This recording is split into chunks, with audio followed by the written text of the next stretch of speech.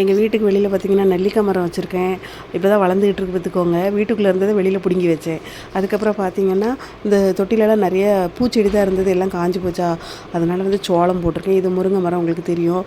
இது எல்லாமே நான் இது காய்க்காக வளர்க்கல, எல்லாமே வந்து முருங்கை கீரைக்காக தான் வளர்த்துட்ருக்கேன். வெட்ட வெட்ட வளர்ந்துட்டே இருக்குது. அப்புறம் இது எல்லாம் பார்த்திங்கன்னா மாதுளை பூத்துருக்கு பாருங்கள்.